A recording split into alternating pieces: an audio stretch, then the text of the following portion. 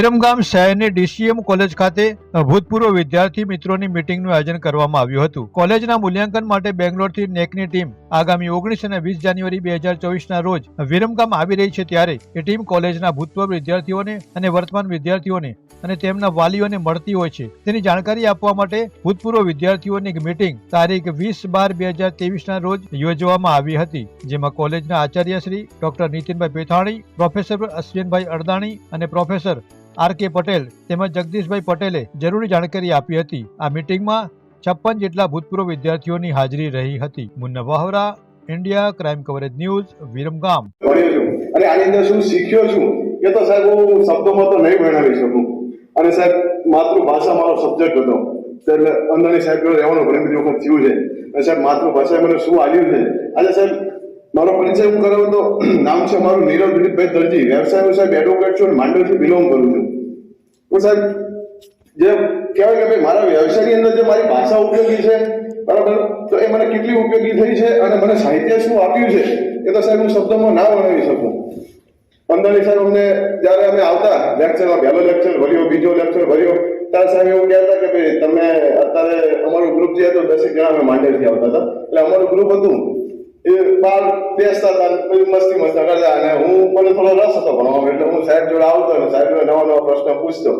એટલે સાહેબ અમને એવું કહેતા કે ભાઈ તમે રેગ્યુલર લેક્ચર ભરશો ને તો તમને એનું પણ અત્યારે નહીં મળે, તમારો ટાઈમ આવશે ત્યારે મળશે। સાહેબ આજે હું એવું કહું છું કે મેં રેગ્યુલર લેક્ચર ભર્યા એટલે સાહેબ આજે હું આટલો આગળ છું, અને સાહેબ એ બીજ અત્યારે મારી અંદર જે સાહેબે ઉગાડી વાવ્યું હતું એ સાહેબ અત્યારે ફળ મને આપી રહ્યા છે। સાહેબ જ્યારે બી કહેવાય કે સાહિત્યની અંદર સાહેબ મને બહુ પહેલેથી રસ હતો, એટલે સાહેબે એવું કીધું કે ભાઈ મારી જોડે મેં પુસ્તક બનાવ્યું છે, બરાબર, સભા સંચાલન અને વક્તૃત્વ કલા।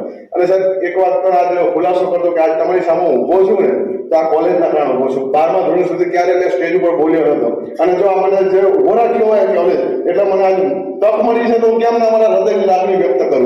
સાહેબ સાહિત્ય મને ઘણું બધું શીખવાડ્યું છે, અને આજ પણ સાહિત્ય મને રસ છે, અને આજ પણ સાહેબ ક્યાંક ક્યાંક મને જ્યાં અટકવતા સાહેબની સલાહ લઉં।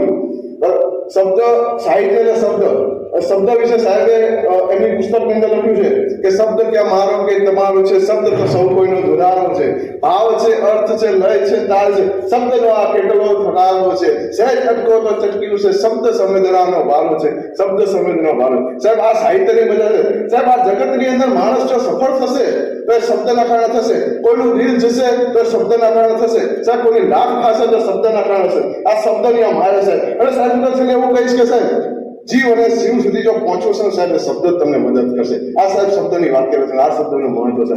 બીજું તો વધુ સમય નહીં લેતા, પણ ખરેખર અમે કોલેજના ઋણી છીએ, અને કહેવાય કે ભાઈ જન્મ આપનાર મા બાપ છે એને આપણે ઋણી થઈએ, પછી આપણી ફરજ થયો કે આપણે મા બાપની સેવા કરવી પડે। એમ સાહેબ આ કોલેજ અમને આપ્યું છે, હવે અમારે કોલેજને આપવાનું છે। આસ્તે વાત આનંદપાલ મંદિર છે, આસ્થા ઇંગ્લિશ મીડિયમ, ત્યાં આગળ જોબ મળી હતી। ત્યાં પણ હું સંસ્કૃત ભણાવતી હતી, એ પણ ઇંગ્લિશ મીડિયમમાં જે હું ક્યારે ભણી જ નથી, સંસ્કૃત સબ્જેક્ટ હું ક્યારે ભણી જ નથી, હું ઇંગ્લિશ મીડિયમમાં ભણાવતી હતી।